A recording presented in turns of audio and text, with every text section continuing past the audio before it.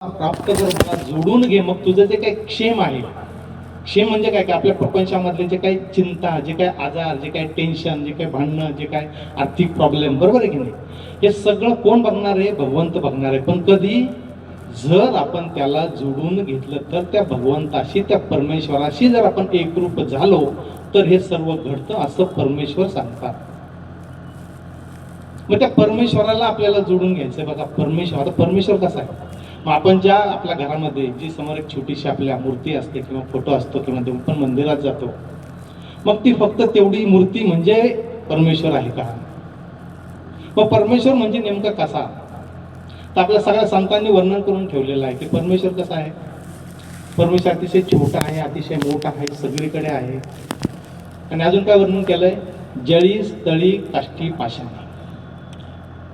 म्हणजे काय? सगळीकडे आहे. तुमच्यामध्ये आहे, माझ्यामध्ये आहे, झाडामध्ये आहे, झुडपामध्ये आहे, जमिनीमध्ये आहे, सगळीकडे आहे. असा तो परमेश्वर. आणि आणखी परमेश्वराचं वर्णन केलेलं आहे. काय वर्णन केलेलं आहे? अनंत कोटी ब्रह्मांड नायक म्हटलंय त्याला. म्हणजे ही पृथ्वी, सूर्य, ग्रह, तारे, असंख्य पृथ्व्या, असंख्य ग्रह, असंख्य तारे, याच्यावरती ज्याची सत्ता चालते असा तो परमेश्वर. म्हणजे परमेश्वराचं अस्तित्व बघा, सर्व विश्व व्यापून राहिलेला असा तो परमेश्वर. आणि आपलं अस्तित्व किती?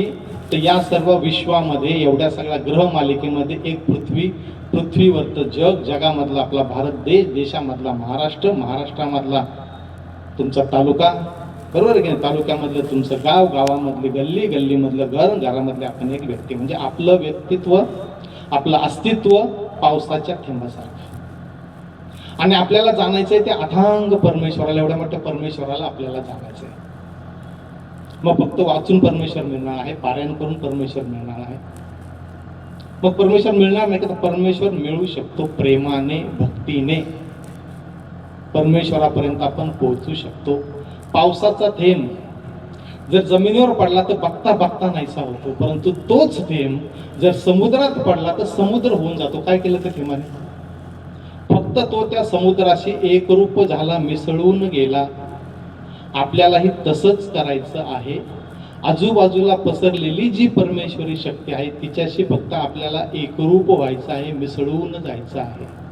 म्हणजे थोडक्यात आपलं अस्तित्व आपल्याला विसरायचं आहे आणि मग त्या परमेश्वरी शक्तीशी आपल्याला एकरूप व्हायचं आहे. बरोबर की नाही? कुठं वाटतं थोडंसं कसं शक्य आहे? एक उदाहरण सांगतो तुम्हाला. जांभळाचं बी एवढंच असतं. तुमच्या समोर जर मी आता पकडलं की हे जांभळाचं बी आहे, बरोबर की, आणि मी तुम्हाला म्हटलं की हे जांभळाचं झाड आहे, काय तुम्हाला काय खोटं बोलता आहे? तर बी आहे. परंतु तेच बी जर आपण जमिनीमध्ये लावलं, त्याला थोडंसं पाणी घातलं तर हळूहळू त्याचं एक रोपटं तयार होतं आणि काही दिवसानंतर त्याचा मोठा वृक्ष तयार होतो, म्हणजे झाड तयार होतं. आपलंही तसंच आहे. परमेश्वराने आपल्यामध्ये ती बीज, ती शक्ती टाकलेली आहे. फक्त त्या शक्तीला व्यवस्थित वातावरण मिळालं पाहिजे, व्यवस्थित ती परिस्थिती निर्माण झाली पाहिजे की मग आपण त्या परमेश्वरापर्यंत पोहोचू शकतो, परमेश्वराची प्राप्ती करू शकतो. परमेश्वराची प्राप्ती खूप मोठी गोष्ट आहे. आता तुम्ही इथं आलात, बरोबर आहे की नाही? कशासाठी आलात? काय कारण इथे येण्याचं? तर देवाचा कार्यक्रम आहे, आध्यात्मिक कार्यक्रम आहे. आणि कुठलाही देवाचा आध्यात्मिक कीर्तन असेल, प्रवचन असेल, व्याख्यान असेल, रामकथा असेल, बरोबर आहे की आपण आवर्जून जातो. तसे तुम्ही आज या ठिकाणी आलेला कशासाठी हो? तर ज्या परमेश्वरासमोर, ज्या देवासमोर, ज्या मूर्तीसमोर दररोज मी नतमस्तक होतो, ज्या देवाची मी दररोज पूजा करतो, त्या देवाविषयी, त्या परमेश्वराविषयी मला काहीतरी ऐकायला मिळेल. आणि ऐकल्याने काय होतं? तर आपल्या सगळ्यांची एक भावना आहे, श्रद्धा आहे की मी जर परमेश्वराचे गुणगान ऐकले, मी जर परमेश्वराचं गुणगान केलं तर तो जो परमेश्वर आहे त्याची कृपा माझ्यावरती होते. बरोबर आहे की? परमेश्वराची कृपा. बरं, परमेश्वराची कृपा कशासाठी पाहिजे? सकाळी पूजा करता, बरोबर का, आपण सगळेजण मंदिरात जाता. काय मागतो परमेश्वराला? काय मागतो आपण? की माझ्या घरात माझी छोटी छोटी मुलं आहेत, त्यांचा अभ्यास व्यवस्थित होऊ दे, कुठला आजार होऊ देऊ नको, मुलगी आहे तिचं लग्न होऊ दे, मुलगा आहे त्याला नोकरी लागू दे, घरामधलं कुठला आजार पण नको, भांडण नको. एवढंच सगळं मागतात. अजून काय मागतात? एवढंच मागतं की माझं जे काही कुटुंब आहे, माझा जो काही प्रपंच आहे तो सुखी, समाधानी, आनंदी होऊ दे. एवढंच आपलं त्या परमेश्वराकडे मागणं असतं. आणि मग आपणही ते सगळे बसलेले आहात, आपल्यापैकी किती जण सुखी, समाधानी, आनंद, एकदम छाती ठोकपणे सांगतात की माझं सगळं व्यवस्थित आहे, मला काहीच प्रॉब्लेम नाही? किती जण आहेत? फार कमी, किंबहुना नाही म्हटलं तरी चालेल. तुम्ही सगळे आपण बसलेलो आहोत ना, प्रत्येकाच्या मनामध्ये काहीतरी टेन्शन आहे, काहीतरी विचार आहे, काहीतरी चिंता आहे. प्रश्न, टेन्शन, चिंता, विचार वेगवेगळे असतील. कोणाच्या घरात आजारपण असेल, कोणाच्या मुलीचं लग्न होत नसेल, कोणाचा मुलगा अभ्यास करत नसेल, बरोबर आहे की नाही, कोणाच्या अजून काहीतरी वेगळे प्रॉब्लेम्स असतील. म्हणजे प्रश्न, चिंता, टेन्शन सगळ्याला आहे. मग दोन गोष्टी संपवतात, दोन गोष्टी त्यातून निर्माण होतात. की पहिलं, की जो परमेश्वर आहे, जो देव आहे तो खोटा आहे, परमेश्वर वगैरे काही नाही. आणि तशी लोक आहेत जगात, परमेश्वर वगैरे मी काही मानत नाही, सगळं व्यवस्थित चाल, अशीही लोक आहेत. आणि दुसरं, तुमची भक्ती, तुमचं पूजा, तुमची श्रद्धा, तुमचं जे काय पारायण असेल, जे काय कीर्तन असेल, जे काय सत्यनारायण असेल, सगळं खोटं आहे. मग खोटं आहे का नाही?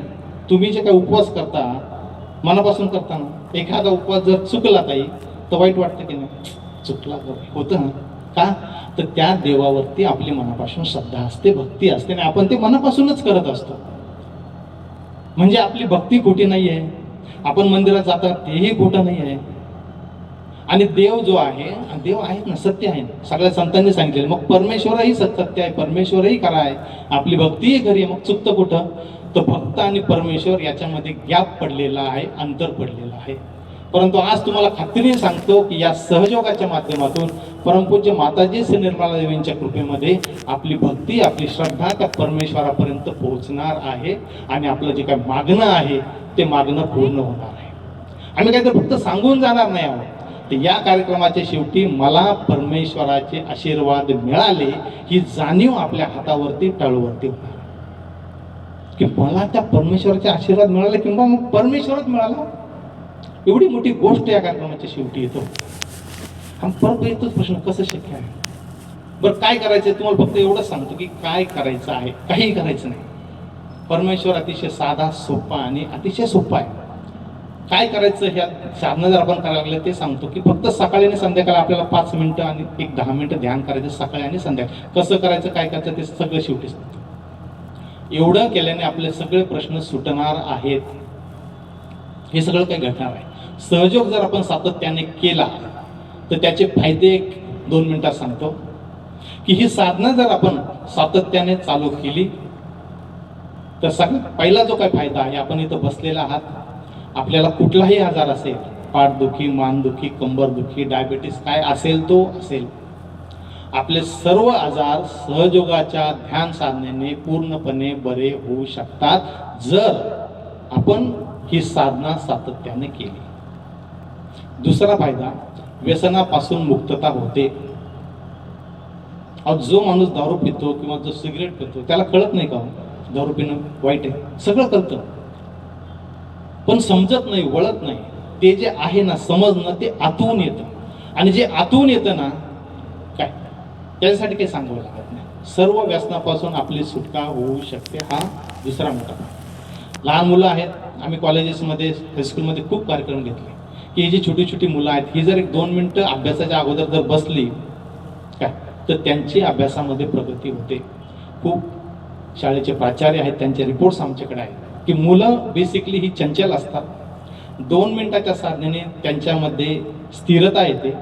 स्थिरता आले की तुमची बुद्धिमत्ता वाढते. काही यात चमत्कार वगैरे काही नाही. हे सगळं ध्यानाने घडू शकतं. आपण शेतकरी मंडळ आहात, या हातातून जे चैतन्य वाहतं ते जर आपण बियाणाला दिलं तर 1.5 पटीचं उत्पन्न, कृषी विद्यापीठामध्ये याचे प्रयोग झालेले आहेत आणि गव्हर्नमेंटने पण ते अप्रूव्ह केलेलं आहे की अशा पद्धतीने जर शेती केली तर शेतीमध्ये 1.5 पटीचं उत्पन्न येऊ शकतं. हे सगळं प्रूव्ह झालेलं आहे.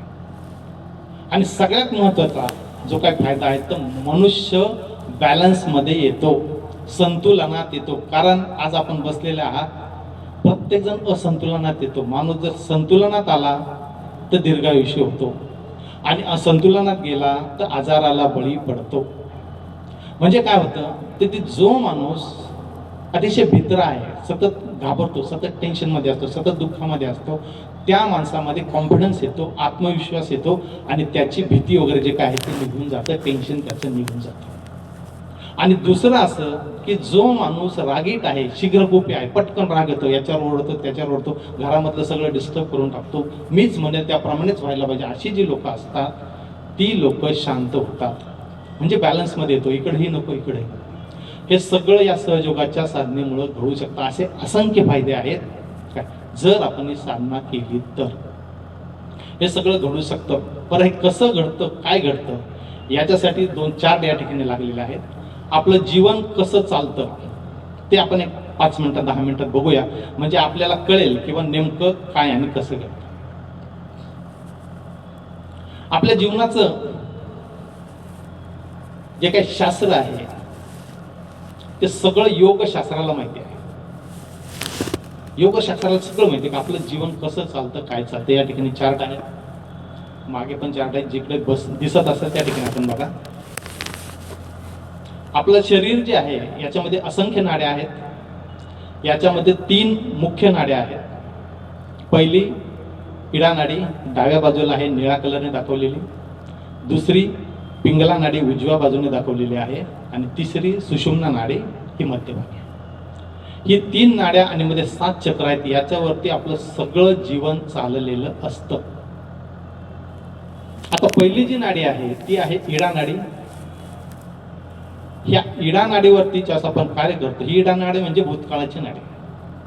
आणि ही जी नाडी आहे ही इच्छाशक्तीची नाडी आहे. म्हणजे आता तुम्ही इथं बसलेला आहात, आपण कुठलीही इच्छा केली, बरोबर की, आमच्या महिला भगिनी सुंदर साडी दिसली, अशी साडी घ्यावी बरं का, एखादा दागिना दिसला, असा दागिना करावा बरं का, झाली इच्छा झाली. इच्छा होऊ नये असं नाही, परंतु ज्यावेळेस आपण इच्छा करायला लागतो, आमचे पुरुष मंडळी बसले, एखादी सुंदर माडी दिसली, अशा माडी बांधायची बरं का, सुंदर गाडी दिसली, अशी गाडी घ्यायची बरं का, झाली इच्छा. इच्छा ज्यावेळेस होते आणि ज्यावेळेस अति इच्छा, इच्छा करू नये असं नाही, पण ज्यावेळेस इच्छा अति होतात आणि त्या इच्छा पूर्ण होत नाही, त्यावेळेस कळत नकळत तो माणूस डिप्रेशनमध्ये जातो. कारण इच्छा करतो पण पूर्ण करतो, आणि त्याच्यामध्ये एक प्रकारची भीती, एक प्रकारचा आत्मविश्वास येतो, त्याचा नाहीसा होतो आणि तो डिप्रेशनमध्ये जातो. आणि असा जो माणूस आहे तो नंतर आजाराला बळी पडतो. सगळ्यात त्याला जो आजार होतो तो सायकोसोमॅटिक डिसऑर्डर. म्हणजे कसा की रस्त्याने चालताना बोटं मोजत जाणार, कुठेतरी एकटाच बसणार, अंधारामध्ये जाऊन बसणार, कोणाशी बोलणार नाही, चालणार नाही, कुठलंही काम सांगितलं की टाळणार, आज नाही, उद्या करतो, नंतर करतो, बघतो. म्हणजे सगळं नैराश्य, सगळ्या गोष्टीला निगेटिव्ह असतो तो. असा जो माणूस असतो त्याची डावी बाजू, त्याच्या इच्छा जास्त झालेल्या असतात, त्या पूर्ण झालेल्या असतात. आपण बघतो आपल्या घरामध्ये म्हातारी लोक असतात बघा, एकटीच काहीतरी पुटपटत असतात मानवाला, बरोबर का, आपल्याला दिसणारे अरे काय बोलतात बाबा, तर त्यांचं काहीतरी चाललेलं असतं का, तर तो डाव्या बाजूचा प्रॉब्लेम आहे. ही जी डावी बाजू आहे ही डावी बाजू भूतकाळाची बाजू आहे. इकडे भूतकाळ आहे आपला. म्हणजे आता मी तुमच्या समोर बोलतोय, पण बऱ्याच जणांच्या डोक्यात विचार असेल की काल काय झालं, दुपारी काय झालं, 8 दिवसापूर्वी काय झालं, 2 महिन्यापूर्वी, कुठेतरी एखादी जुनी गोष्ट असते बघा, काहीतरी 2 महिन्यापूर्वी, 2 वर्षापूर्वी कुठेतरी आपण एखाद्या कार्यक्रमाला, लग्नात, फंक्शनला गेलेलो असतो, कुणीतरी आपल्याला नमस्कार घातलेला नसतो, कुणीतरी खुर्ची दिलेली नसते, एक छोटासा आपला आपण मी गेल्यावर मला नमस्कार पण घातला नाही, 2 वर्षापूर्वीची गोष्ट, पण अजूनही डोक्यात थांब, माझ्या तावडीत चापडे बघतोच त्याच्याकडे. म्हणजे घटना घडून गेली, 2 वर्ष झाले, 2 महिने, 4 वर्ष झाले, पण त्याच्या डोक्यात तेवढंच असतं. असाही जर आपण सतत भूतकाळाचा विचार केला तर ही जी डावी बाजू आहे ही डावी बाजू खराब होते आणि आपल्याला मानसिक आजार चालू होतात. आणखी एक आजार या बाजूने होतोच, तो जो आहे तो कॅन्सर. कॅन्सर सारखा आजार सुद्धा डाव्या बाजूने येतो. म्हणजे आपल्या महिला मंडळींना बऱ्याच वेळा ब्रेस्ट कॅन्सर होतो का, तर त्या सतत टेन्शनमध्ये असतात. घरामध्ये पाहुणे जरी आले तरी टेन्शन, घरामध्ये कोणी आलं की सतत, म्हणजे भीतीचं वातावरण, सतत मनामध्ये भीती जर असली तर आपली डावी बाजू खराब होते. डावी बाजू खराब झाली की कॅन्सर सारखा आजारही होऊ शकतो. आता ही झाली डावी बाजू. एवढं असून सुद्धा ही जी डावी बाजू आहे या डावी बाजूमधून महाकालीची शक्ती होते. आपल्याला माहिती आहे, आपल्या 3 देवी माहिती आहे ना, महाकाली, महासरस्वती, महालक्ष्मी. याच्यामधली जी महाकालीची शक्ती आहे ती डाव्या बाजूने वाहते.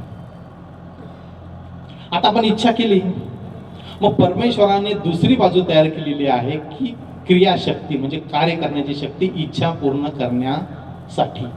ती आहे उजवी बाजू, ही आहे पिंगला नाडी. आणि ही सूर्य नाडी, ही पहिली जी नाडी सांगितली ही चंद्र नाडी. जशी ही चंद्र नाडी तशी ही सूर्य नाडी. इकडे भूतकाळ आहे, इकडे भविष्यकाळ आहे. म्हणजे आता तुम्ही इच्छा केली की दागिना घ्यायचा किंवा साडी घ्यायची, बंगला बांधायचा आहे, गाडी घ्यायची आहे, मग त्याच्यासाठी प्लॅनिंग चालू होतं. पैसा कमवावा लागेल, सत्ता मिळवावी लागेल. मग त्याच्यासाठी आपले सकाळी उठलो की विचार चालू होतात. आज या साहेबांना भेटतात, त्यांच्याकडे जायचं आहे, या ऑफिसमध्ये जायचं आहे, आज हे बी पेरायचं आहे, तिकडची परमिशन घ्यायचं, हे सगळे विचार चालू होतात, प्लॅनिंग चालू होतात. आणि ज्यावेळेस माणूस अति विचार करतो, अति प्लॅनिंग करतो, प्लॅनिंग करू नये, विचार करू नये असं नाही, परंतु ज्यावेळेस कोणती गोष्ट अति होते, कारण विचाराला मर्यादा नाही, शरीराला मर्यादा आहेत. ज्यावेळेस अति होतं त्यावेळेस ही जी उजवी बाजू आहे, ही उजवी बाजू बिघडायला सुरुवात होते. आणि इकडे ही सूर्यनाडी आहे, सूर्यनाडी असल्यामुळे तिच्यामध्ये उष्णता तयार होते. आणि ही जी उष्णता आहे ती आपल्या लिव्हरमध्ये साचते. लिव्हरमध्ये साचली ती की लिव्हरमधून बाहेर पडण्याचा प्रयत्न करते. सगळ्यात पहिला आजार होतो जळजळ, अपचन, मळमळ, ॲसिडिटी. तीच उष्णता जर पोटामध्ये गेली तर डायबिटीस, तीच उष्णता खाली सरकली किडनीचे सगळे विकार, तीच उष्णता छातीमध्ये गेली दमा किंवा अस्थमा, तीच उष्णता डोक्यामध्ये गेली मायग्रेन, अर्ध डोकेदुखी, रात्री झोपच येणार नाही. बरेच जण आहेत आपल्यामध्ये रात्री 1 वाजता, 1:30 वाजता, 2 वाजता उठतात, फॅन चालू असतो, AC चालू असतं, सगळं काही व्यवस्थित असतं, परंतु एकदा उठलं की परत झोपच लागत नाही. का होतं असं? कारण ही जी उष्णता आहे ती उष्णता आपल्या डोक्यात गेल्यानंतर त्या उष्णतेमुळे आपल्याला झोप लागत नाही. मग मुठमुठ काय सगळं डॉक्टरकडे जातो पण काही उपयोग होत नाही. एवढे सगळे आजार आणि एकच बाजू जी वापरली पॅरालिसिस.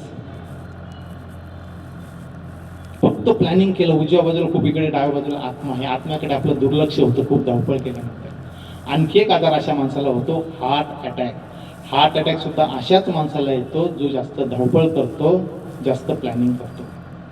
आणि मग आपण बघतो आपल्या एखादी घटना घडते, अरे यार सकाळी मला भेटला होता, आत्ता मग कशी फोनवर बोलला, अहो मी जाताना बघितलं त्याला, आणि कसं घडलं. परंतु वेळ निघून गेलेली असते आणि हे आपल्या कोणाच्या तरी बाबतीत घडतं. मग घडल्यानंतर आपण पश्चाताप करतो की खूप धावपळ करत होता, प्लॅनिंग करत होता, शांतता नव्हती, करायला नको होतं. हे सगळं कळतं कधी? घटना घडून गेल्यानंतर. आता आपण सगळं इथं बसलेलं आहे, आपल्या आतमध्ये काय चालतं आपल्याला माहिती आहे का? उद्या काय होणार आपल्याला माहिती आहे का? काही नाही. परंतु आज या सहयोगाच्या माध्यमातून आपल्याला आपल्या आतमध्ये काय चालतं हे कळू शकतं, त्या ध्यानाच्या माध्यमातून. आणि कसं सांग, घटना घडून गेल्यानंतर काय करणार हो तुम्ही? त्या घटनेच्या अगोदर जर आपण त्याची प्रिकॉशन घेतली, त्याची काळजी घेतली, तर आपल्या जीवनामध्ये सर्व काही व्यवस्थित होऊ शकतं. आणि एवढं सगळं असून ही जी उजवी बाजू आहे, या उजव्या बाजूमधून महासरस्वतीची शक्ती वाहते. इकडे महाकाली आहे, इकडे महासरस्वती आहे, इकडे भूतकाळ आहे, इकडे भविष्यकाळ आहे. हे सगळं आपल्या बाबतीत चालू असतं. मग भूतकाळ संपलेला आहे, भविष्यकाळाबद्दल माहिती नाही. मग आपल्या हातात काय आहे? आज आणि आत्ता, वर्तमान काळ. मी तुमच्या समोर बोलतो एवढंच सत्य आहे. मग ही जी सुषुम्ना नाडी आहे, मध्य नाडी आहे, ही वर्तमान काळाची नाडी आहे. आणि हिच्यामधून महालक्ष्मीची शक्ती वाहते. इकडे महाकाली आहे, इकडे महासरस्वती आहे, मध्ये महालक्ष्मी आहे. परमेश्वराकडे जाण्याचा सर्वात जवळचा मार्ग. आणि ही जी मध्य नाडी आहे हिच्यावरती 7 चक्र आहेत. सगळ्यात पहिलं चक्र मूलाधार चक्र. या मूलाधार चक्रावरती म्हणजे आपण बसलेला आहात, आपल्या पाठीच्या कण्याचा जो भाग जमिनीला स्पर्शित होतो त्या ठिकाणी ते चक्र आहे. आणि याच्यावरती देवता आहे श्री गणेश. श्री गणेशांचं स्थान तिथं आहे. जे गणेश तुम्हाला आम्हाला सुबुद्धी देतात, जे गणेश पावित्र्याचं प्रतीक आहे, मांगल्याचं प्रतीक आहे, ते गणेश त्या ठिकाणी बसलेले. मूलाधार, मूल अधिक आधार, आपल्या जीवनाचा पाया, जीवनाचा बेस, जे पावित्र्य आहे ते त्या ठिकाणी आहे. आपण जर गणेश अथर्वशीर्ष ऐकलं असेल, वाचत असेल, तर त्याच्यामध्ये एक ओळ वालेली आहे, त्वं मूलाधार स्थितोसी नित्यम. म्हणजे हे गणेश तुझं स्थान कुठं आहे? तर तुझं स्थान त्या मूलाधार चक्रामध्ये नित्य वसलेलं आहे, स्थित आहे, सदैव आहे. असे ते श्री गणेश त्या ठिकाणी आहेत. त्याच्यावरती त्रिकोणी माकड हाड, आपल्या पाठीच्या कण्याचा शेवटचा भाग. त्या त्रिकोणी माकड हाडामध्ये 3.5 वेटोळ घालून बसलेली एक शक्ती आहे, तिचं नाव आहे श्री कुंडलिनी शक्ती. जगदंबा शक्ती आहे ती. आणि ही जी कुंडलिनी शक्ती ही प्रत्येकामध्ये स्थित आहे. आणि ती आपल्या सर्वांची आई आहे. आपण काय केलं जीवनामध्ये आपल्याला काहीच माहीत नसतं, परंतु तिच्याकडे सगळं रेकॉर्ड असतं. आपण मागचे अनेक जन्म काय केलेलं आहे ते सगळं काही त्या कुंडलिनी शक्तीमध्ये असतं. ज्ञानेश्वर महाराजांनी तिचं वर्णन केलेलं आहे. ती कुंडलिनी जगदंबा चैतन्य चक्रवर्तीची शोभा, ज्या विश्वबीजाच्या कुंभा सावली गेली. कशी आहे? तर विश्वाचं बीज असलेली शक्ती आहे ती, परंतु ते निद्रिस्त आहे, झोपलेली आहे. आणखी ज्ञानेश्वर महाराज काय म्हणतात? नागिनीचे पिलू कुंकुमे नाले. कसे आहे? नागिनीच्या पिलासारखे आहे, कुंकुम रंगाचे आहे, परंतु निद्रिस्त आहे, झोपलेली आहे. तिचं जागरण होणं गरजेचं आहे. आपल्या महाराष्ट्रामध्ये देवीची 3.5 पीठ आहेत. कोल्हापूरची महालक्ष्मी, तुळजापूरची भवानी, माहूरगडची रेणुका देवी आणि अर्धपीठ नाशिक जवळची वणी आदिशक्ती. हे 3.5 पीठाची जी शक्ती आपल्या महाराष्ट्रामध्ये, ती आपल्या प्रत्येकामध्ये वसलेली आहे, स्थित आहे, परंतु ती निद्रिस्त आहे. परमपूज्य मात्यांच्या कृपेमध्ये तिचं जागरण होणार आहे. ज्यावेळेस ती जागरण होतं त्यावेळेस त्यावरच्या 6 चक्रांचं भेदन करून आपल्या टाळूमधून ती बाहेर पडते. आणि ज्यावेळेस ती बाहेर पडते त्यावेळेस आसपास पसरलेलं जे परमेश्वरी साम्राज्य आहे त्याच्याशी ती एकरूप होते. कुंडलीचा प्रकाश ज्यावेळेस वरती येतो, वरचं चक्र आहे ते स्वादिष्टान चक्र, आपल्या ओटीपुटाचा भाग. या ठिकाणी ब्रह्मदेव सरस्वतींचे आशीर्वाद आपल्याला मिळतात. सरस्वती ज्या ब्रह्मदेवाने सगळ्या विश्वाची निर्मिती केली त्यांचं स्थान तिथं आहे. आपण ज्या क्षेत्रामध्ये आहात त्या क्षेत्रामध्ये आपल्याला प्रावीण्य प्राप्त होतं, मास्टरकी प्राप्त होते. आपण कलाकार आहात, उत्तम कलाकार आहात. शेतकरी आहात, उत्तम शेतकरी होणार. काय पेरायचं, काय पेरू नये, सोयाबीन करावं की कांदा करावा की कपाशी करावी, हे आपल्याला आतून येतं. कारण हे जे स्वादिष्टान चक्र विद्याचे ते विद्येचं स्थान आहे, हे आपल्याला ऑटोमॅटिक कळतं. आणि त्या भागामध्ये, त्या क्षेत्रामध्ये आपण एकदम मास्टरकी प्राप्त करतो. आमच्या भगिनी आहेत, जर आपले स्वादिष्टान चक्र क्लिअर असेल ना तर आपला स्वयंपाक एकदम उत्तम होणार. आपण अनेक उदाहरणं बघतो, सामान तेच असतं, सगळं तेच असणार, करणाऱ्या 2 वेगळ्या असल्या की हिचा स्वयंपाक चांगला होतो, हिचा सांगा का होतं असं? कारण जिचा स्वयंपाक चांगला होतो तिचा स्वादिष्टान चक्र चांगलं असतं. त्या ब्रह्मदेव सदस्याचे आशीर्वाद मिळतात. खूप मोठी गोष्ट आहे. कुंडलीचा प्रकाश जास्त वरती येतो, नाभी चक्र, आपला पोटाचा जो मध्य भाग आहे या ठिकाणी नाभी चक्र, या ठिकाणी लक्ष्मी नारायण. लक्ष्मी नारायण म्हणलं का आपल्या समोर काय येतं? सुख, समाधान, शांती, आनंद. त्यांचे आशीर्वाद आपल्याला मिळतात. आपला प्रपंच सुखाचा, समाधानाचा, आनंदाचा होतो. पोटाचा जो गोल भाग दाखवलेला आहे तो आहे भवसागर. आदिगुरु दत्तांचे सर्व अवतरण आपल्या पोटामध्ये आहेत. धर्म आपल्यामध्ये स्थापित होतो. धर्म म्हणजे हिंदू मुस्लिम वगैरे तो धर्म आहे. तर मानव धर्म, मानवाने मानवाशी कसं वागायचं. मुलाचा धर्म असेल, वडिलांचा धर्म असेल, आईचा धर्म असेल, भावाचा धर्म असेल, बहिणीचा धर्म असेल, शेजाऱ्याचा धर्म असेल, राजाचा धर्म असेल, तो धर्म कसा पाळायचा हे आतून येतं.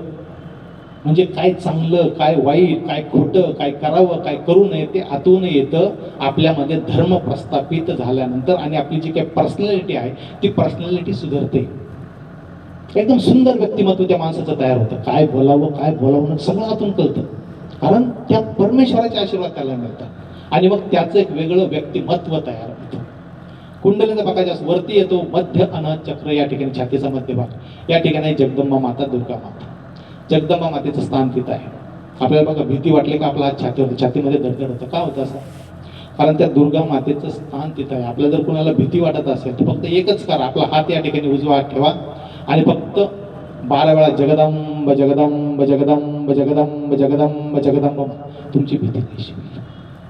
कारण त्या देवीचं वास्तव्य तिथं आहे आपल्या छातीमध्ये. डाव्या बाजूला शिव पार्वती, शिवांचं स्थान आहे. आत्मा इथं आहे. कुंडलीचा प्रकाश आत्म्याला मिळाला, आत्मा प्रकाशित झाला. या ठिकाणी लाईट लावलेला आहे म्हणून सगळं दिसतं. इकडे पुरुष बसले, इकडे स्त्रिया बसल्या.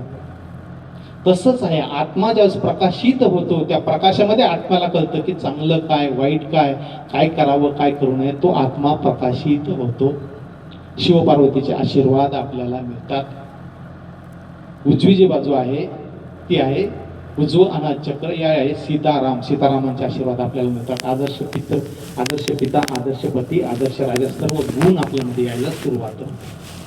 कुंडलीचा प्रकाश वरती गेला, गळ्याचा खोलगट भाग, या ठिकाणी आहे विशुद्धी चक्र, राधाकृष्णाचं स्थान आहे बघा इथे. राधाकृष्ण, कृष्णाची मधुर वाणी आपल्याला प्राप्त होते. कृष्णाचं व्यवहार चातुर्य, व्यवहार कसा करावा हे कृष्णाकडून शिकावं, सगळी नीती कशी शिकावी कृष्णाकडून शिकावी. ते जे व्यवहार चातुर्य आहे ते कृष्णाचं आपल्याला येतात, आपल्याला राधाकृष्णांचे आशीर्वाद प्राप्त होतात. उजवी जी बाजू आहे इकडे विठ्ठल रुक्मिणी, विठ्ठल रुक्मिणीचं स्थान तिथं आहे. आपले सगळे वारकरी जातात ना, खूप सुंदर गातात, खूप सुंदर भजन म्हणतात, का त्यांची विशुद्धी क्लिअर असते. ते विठ्ठल रुक्मिणीचं स्थान इथे आहे. डावी बाजू आहे इथे विष्णू माया श्रीकृष्णाची भगिनी, तिचं स्थान तिथे आहे. या सर्वांचे आशीर्वाद आपल्याला मिळतात. कुंडलीचा प्रकार जसं वरती येतो ज्या ठिकाणी आपण कुंकू लावतो, या ठिकाणी आज्ञा चक्र, या तीनही नाड्या या ठिकाणी एकत्र होतात. ही लक्ष्मी या ठिकाणी महालक्ष्मी होते, हे गणेश या ठिकाणी महागणेश होतात.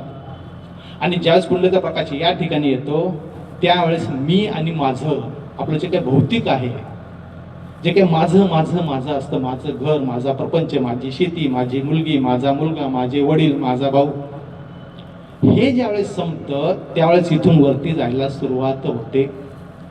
आणि आपण म्हणतो दया क्षमा शांती तेथे देवाची वस्ती. परमेश्वर कुठे आहे? याच्या वरती आहे. ज्यावेळेस आपण दया क्षमा शांतीच्या पलीकडे जातो, म्हणजे मी माझं जे काय ते आपण सोडायला सुरुवात करतो, त्यावेळेस आपण परमेश्वराकडे जायला सुरुवात होते. आणि ज्यावेळेस कुंडलीचा प्रकाश सहस्रार चक्रावरती या ठिकाणी ब्रह्मरंध्र आहे, इथून ज्यावेळेस ही शक्ती बाहेर पडते, हजारो पाकळ्यांचं कमळ असावं तसं हे चक्र आहे. हे शिव या ठिकाणी सदाशिव होतात, आदिशक्तीचं निवासस्थान.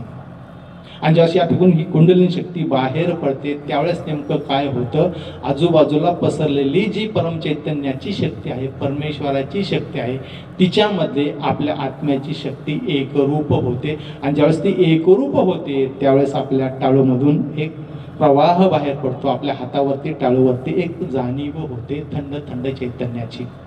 ज्यावेळेस आपण इथे हात करू त्यावेळेस आपल्याला ती जाणीव अशी होते आपल्या हातातून आणि टाळूमधून. प्रवचनाचा सांगण्याचा कार्यक्रम या ठिकाणी संपलेला आहे. आता शेवटचे 5 मिनिट या शक्तीची आपल्याला जागृती करून घ्यायची ना सगळ्यांना. थोडंसं मोकळं बसा, मांडी घालून बसायचंय. काय करायचंय ते अगोदर सांगतो. पायामध्ये चप्पल असेल तर काढून ठेवा, टोपी असेल तर काढून ठेवा, कारण आपल्याला इथे टाळूवरती ते जाणीव घ्यायची. थोडंसं मोकळं बसा.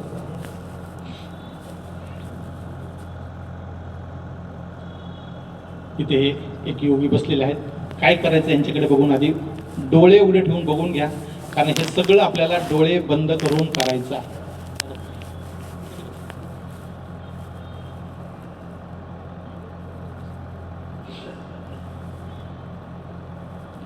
अगोदर डोळे उघडे ठेवून बघा, नंतर डोळे बंद करून करायचं आहे. मी सांगेल सुरुवातीला दोन्ही हात मांडीवरती ठेवा, या पद्धतीने मांडीवरती ठेवायचे. आपण प्रसाद घेताना ठेवतो ना त्या पद्धतीने. आणि एकदम आपलं रिलॅक्स बसायचं, असं एकदम ताट वगैरे काही गरज नाही, एकदम शांत. फक्त पाठीचा काना ताट ठेवायचा, पाठीचा काना ताट ठेवायचा. मी सुरुवातीला सांगेल की आपला उजवा हात जमिनीवर पालथा ठेवा. आपला जो उजवा हात आहे तो जमिनीवर पालथा ठेवायचा आहे. आणि डावा हात कोपरा टाकून आकाशाकडे, तळवा स्वतःकडे, या पद्धतीने. एक हात उजवा जमिनीवर असेल, डावा आकाशाकडे असेल, तळवा स्वतःकडे असेल. आता हे का करायचंय तर मगाशी जे सांगितलं होतं डावी आणि उजवी, बरोबर की डावीकडे नको उजवीकडे नको, म्हणून आपण काही प्रार्थना घेणार आहोत. हे ठेवल्यानंतर मी जी काही प्रार्थना म्हणेल ती मनातल्या मनात म्हणायची आहे. एवढं करून झालं की मी सांगेल आपले दोन्ही हात मांडीवरती घ्या, दोन्ही हात परत मांडीवरती घ्यायचे. आणि यानंतरच्या सगळ्या क्रिया उजव्या हाताने करायच्या आहेत. मी सांगेल सुरुवातीला की उजवा हात छातीवरती डाव्या बाजूला ठेवा, या पद्धतीने दाबून धरायचा. छातीवरती डाव्या बाजूला जिथे आपलं हृदय आहे, हृदयाचे ठोके पडतात त्या ठिकाणी दाबून धरायचा. लक्ष त्या ठिकाणी द्यायचं. काही प्रार्थना सांगेल ती मनातल्या मनात म्हणायची आहे. त्यानंतर तोच हात कपाळावरती आडवा दाबून धरायचा आहे. मान थोडीशी पुढे झुकवायची आहे. आपण डोकं दुखताना दाबतो ना त्या पद्धतीने थोडासा हात दाबायचा, मान थोडीशी खाली झुकवायची आहे. काही प्रार्थना सांगेल ती मनातल्या मनात म्हणायची आहे. आणि त्यानंतर तोच हात डोक्याच्या मागे मागे ठेवायचा आहे. आपल्या हातावरती डोकं झेलून धरायचं. या पद्धतीने एक प्रार्थना सांगेल ती मनातल्या मनात म्हणायची आहे. आणि त्यानंतर आपला हाताचा तळवा टाळूवरती दाबून धरायचा आहे. हाताचे बोट ताट असतील, तळवा ठेवायचा, बोट नाही. या पद्धतीने दाबून धरायचा आणि घड्याळाच्या काट्याच्या दिशेने 7 वेळा फिरवायचा आहे. आपली ही जी कातडी आहे ही कातडी हल्ली पाहिजे, घासायचा नाही, दाबायचा आणि गोल फिरवायचा आहे घड्याळाच्या काट्याच्या दिशेने. हे फिरवत असताना मनामध्येच काही मी प्रार्थना म्हणेल ती म्हणायची आहे. हे फिरवून झालं की आपला हात अलगद वरती उचलायचा, 1 इंच 2 इंच टाळूपासून लांब जवळ. आपला टाळू आणि हात याच्यामध्ये आपल्याला काही जाणीव होते का याकडे त्यावेळेस सगळ्यांनी लक्ष द्यायचं. लांब जवळ, अतिशय जवळ घ्यायचं, मग हळूहळू लांब घ्यायचं. आपली टाळू आणि हात याच्यामध्ये आपल्याला काही जाणीव होते का, ओढलं जातंय का, थंड असेल गरम असेल, आपल्या हाताला काही स्पर्शित होतंय का, याकडे सगळ्यांनी लक्ष द्यायचं. लांब जवळ मागे पुढे मी सांगेल सगळं या पद्धतीने डोळे बंद करून करायचं. ते फिलिंग जे आहे, ती जाणीव आहे ती घ्यायची, नंतर हात मांडीवर. त्यानंतर मी सांगेल डाव्या हाताने फक्त चेक करा. तर डाव्या हाताने फक्त चेक करायचं. जसं उजव्या हाताला जाणवलं तसं डाव्या हाताला जाणवलं का, लांब जवळ वरती खाली मागे पुढे. बस एवढंच करायचं आहे. दोन्ही हात मांडीवर एवढंच करायचं आहे. फक्त हे सगळं करताना डोळे बंद करायचे आहेत. रामदास स्वामींनी एकदा हा प्रश्न विचारला होता की महाराज, आत्मसाक्षात्कारासाठी किती वेळ लागेल? त्याने सांगितलं तर क्षणाचाही विलंब नाही. पण घेणाऱ्याची शुद्ध इच्छा पाहिजे, देणारा कुणीतरी समर्थ पाहिजे. तुम्ही ज्या अर्थी एवढ्या तन्मयतेने इथे बसलेला त्या अर्थी तुमची शुद्ध इच्छा आहे. परमपूज्य माताजींनी आतापर्यंत लाखो लोकांना दिलेलं आहे. तुम्हालाही मिळणार नाही, त्यात कुठलीही शंका नाही. त्यामुळे हे सगळं घडणार आहे. आता आपण सगळ्यांनी दोन्ही हात मांडीवरती ठेवायचे. आणखी एक गोष्ट अशी की हे सगळं परमपूज्य श्रीमातांच्या कृपेत होणार आहे, तिकडून येणार आहे. मी फक्त तुम्हाला सांगतोय, मी फक्त गाईड करतोय, मी तुम्हाला काही देणार नाही आहे. आपल्यामधली शक्ती आहे, आपल्यामधली शक्ती जागृत होणार आहे परमपूज्य माताजींच्या कृपेमध्ये. ती जाणीव, आपल्या शक्तीची जाणीव आपल्याला होणार आहे. तर देणाऱ्या परमपूज्य श्रीमाता ज्या आहेत, आपण सगळेजण परमपूज्य श्रीमातेंना नमस्कार करूया. सगळ्यांनी नमस्कार करायचा आहे, वंदन करायचं श्रीमातेंना हात जोडून. प्रार्थना करूया. परमपूज्य श्रीमाताजी कृपा करून आमच्यामधील श्री कुंडलिनी शक्ती जागृत होऊ द्या. नमस्कार करूया. दोन्ही हात मांडीवरती ठेवा. दोन्ही हात मांडीवरती असतील, डोळे बंद असतील. एक थोड्या वेळासाठी कुणीही डोळे उघडायचे नाही. जर डोळे उघडले तर आपलं चित्त बाहेर जातं. चित्त बाहेर गेलं की आपल्याला व्यवस्थित जाणीव होणार नाही. म्हणून कोण चुकतं कोण बरोबर इकडे कुठेही लक्ष द्यायचं नाही. डोळे बंद, दोन्ही हात मांडीवरती. आपला उजवा हात जमिनीवर पालथा ठेवायचा आहे आणि डावा हात कोपरात वाकून आकाशाकडे. उजवा हात जमिनीवर असेल, डावा हात आकाशाकडे असेल. मनामध्येच प्रार्थना करूया. परमपूज्य श्री माताजी कृपा करून आमची डावी व उजवी बाजू शुद्ध होऊ द्या, संतुलित होऊ द्या. परमपूज्य श्री माताजी कृपा करून आमच्या डाव्या व उजव्या बाजूकडील सर्व दोष, सर्व बाधा, सर्व जडत्व, सर्व अतिरिक्त उष्णता भूमी तत्वामध्ये व आकाश तत्वामध्ये विलीन होऊ द्यात, विलीन होऊ द्यात, विलीन होऊ द्यात.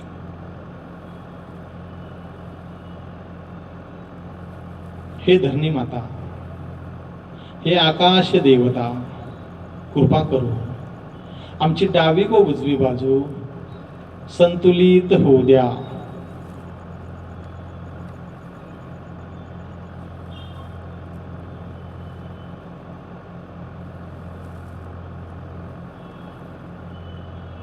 दोन्ही हात मांडीवरती, डोळे बंद असतील.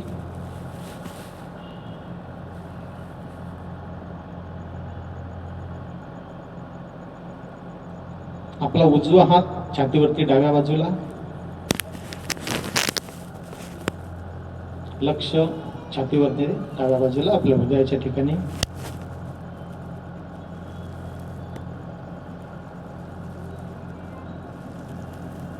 प्रार्थना करायची मनातल्या मनात. श्री माताजी, आपल्या कृपेत मी आत्मा आहे, मी आत्मा आहे, मी आत्मा आहे. मी म्हणजे हे शरीर नव्हे, मन नव्हे, बुद्धी नव्हे. मी केवळ शुद्ध आत्मा आहे. मी आत्मा आहे, मी आत्मा आहे, मी आत्मा आहे, मी आत्मा आहे, मी आत्मा आहे, मी आत्मा आहे, मी आत्मा आहे, मी आत्मा आहे.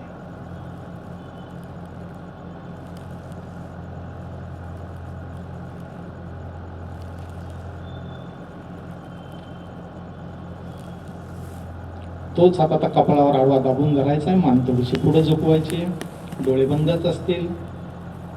या ठिकाणी फक्त 2च वेळा प्रार्थना करायची. मी सर्वांना क्षमा केली आहे, माझा कुणावरही राग नाही. मी सर्वांना क्षमा केली आहे, माझा कुणावरही राग नाही. आणि अगदी मनापासून सगळ्यांना क्षमा करून दे. ज्याच्यावर आपण रागावलं असेल त्याला अगदी मनापासून क्षमा करून टाकायची.